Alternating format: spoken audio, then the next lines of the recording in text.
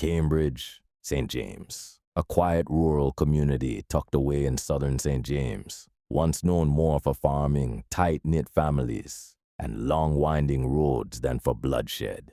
For decades, Cambridge existed on the fringes of Montego Bay's violent reputation, spared the worst of the gun violence that plagued inner-city communities closer to the coast. But by the mid-2000s, that peace began to fracture.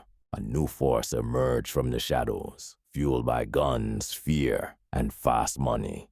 At the center of it all was a man the police would later describe as one of the most violent criminals operating in the parish. His name was Ryan Peterkin, but on the streets of Cambridge, few called him that. They knew him simply as Ratty. To understand how Cambridge descended into chaos, one must first understand the environment that allowed men like Ratty to rise. St. James had long been a battleground for criminal enterprises tied to extortion, gun trafficking, and increasingly lottery scamming. As law enforcement pressure intensified in Montego Bay, criminal groups began pushing deeper into rural districts, seeking places where police presence was thinner and communities were easier to intimidate. Cambridge, Retrieve, and surrounding districts became ideal territory. By the early 2000s, the area was already under the influence of organized gangs, including the notorious Rattigan gang. It was from this environment that Ryan Peterkin emerged. Little is publicly known about Peterkin's early life, but by the mid-2000s, his name had begun circulating in police intelligence circles. Investigators alleged that he was originally aligned with the Rattigan gang, before eventually breaking away to form his own faction. This splinter group became known as the Retrieve Gang, or more commonly, the Ratty Gang, named after its leader. Breakaway gangs in Jamaica are rarely born peacefully. They are usually forged through internal disputes, power struggles, and bloodshed. According to police and media reports, Peterkin's rise followed that same violent pattern. By 2016, Ryan Ratty Peterkin was no longer a low-level figure. Police intelligence indicated that he had assumed leadership of his own gang, operating primarily out of Cambridge and nearby districts. That same year, the Jamaica Constabulary Force named him as a wanted man for murder.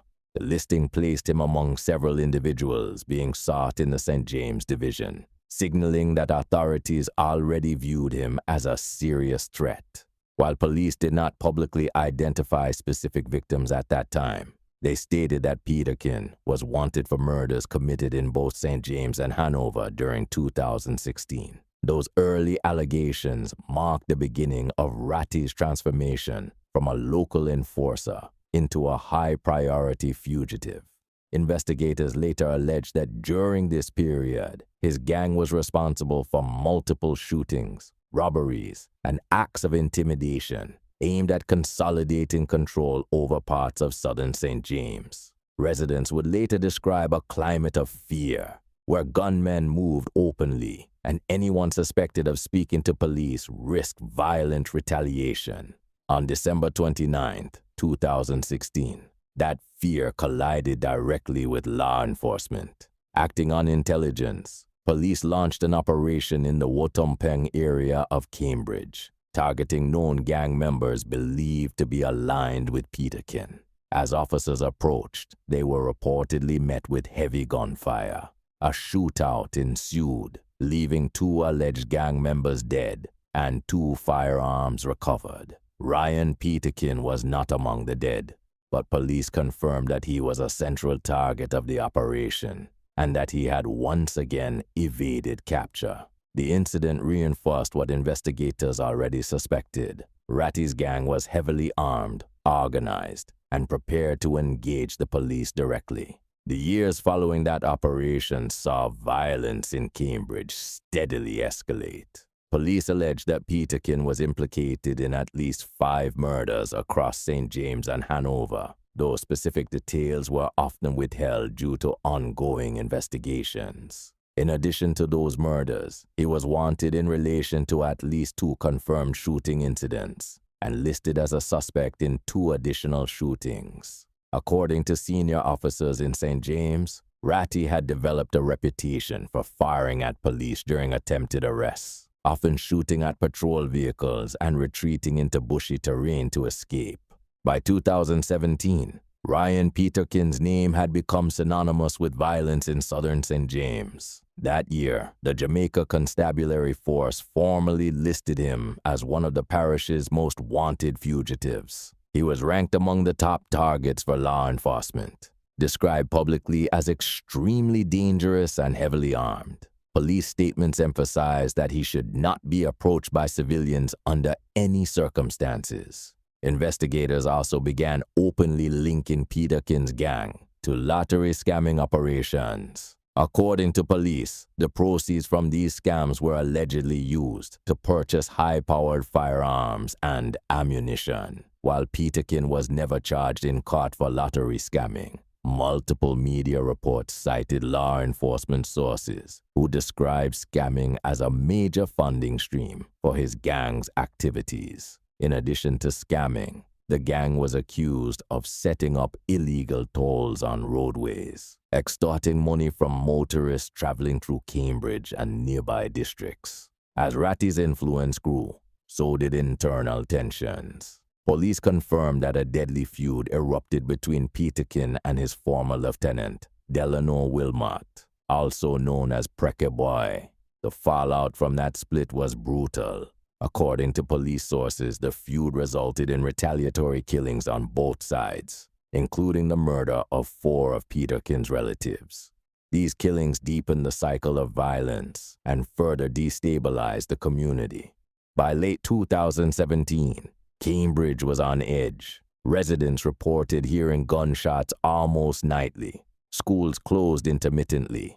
Families fled their homes. Police increased patrols, but the gang's grip on the area appeared unshaken. Then in November 2017, the violence reached a horrifying peak. Between mid-November and late November 2017, Cambridge experienced a violent spree that would shock the nation.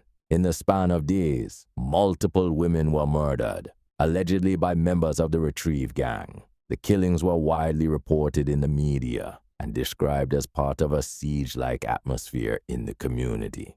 One of the most disturbing incidents occurred in November 2017 on Mother Lane in Cambridge.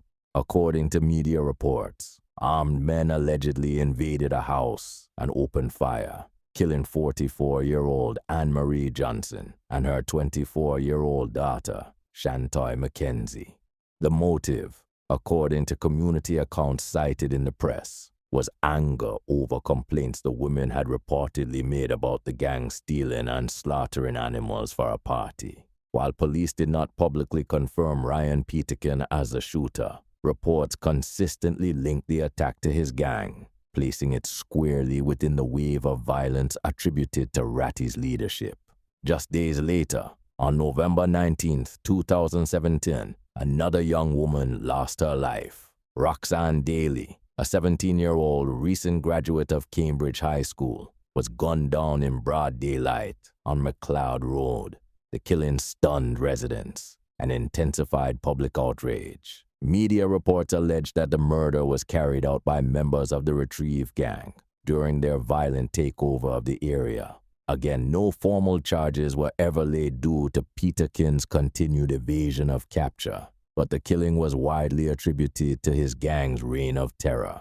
In response to the violence, security forces intensified their pursuit of Ratty and his associates. Police operations increased throughout southern St. James, and checkpoints were established along key roadways. Despite this pressure, Peterkin continued to evade capture. According to law enforcement sources, he relied on a network of supporters and safe houses, frequently moving between St. James, Hanover, and neighboring parishes to avoid arrest. By early 2018, Ryan "Ratty" Peterkin was officially rated number 3 on the JCF's most wanted list for St. James. Deputy Superintendent Odion Dennis publicly described him as one of the most violent men in the parish. Police confirmed that he was wanted for multiple murders and shootings, and warned that he was known to engage officers in gunfights rather than surrender. Community frustration reached a breaking point. In a rare and telling development, some of Peterkin's relatives publicly appealed for his capture. Speaking to the media, they expressed shame and fear, stating that his actions had brought suffering not only to the community, but to his own family. Their pleas underscored just how deeply the violence had fractured social ties in Cambridge. As law enforcement pressure mounted, intelligence suggested that Peterkin was spending more time outside of St. James, possibly seeking refuge along parish borders where jurisdictional challenges could slow police operations. That intelligence would soon prove accurate. On April 14, 2018, the manhunt for Ryan "Ratty" Peterkin came to an abrupt and violent end.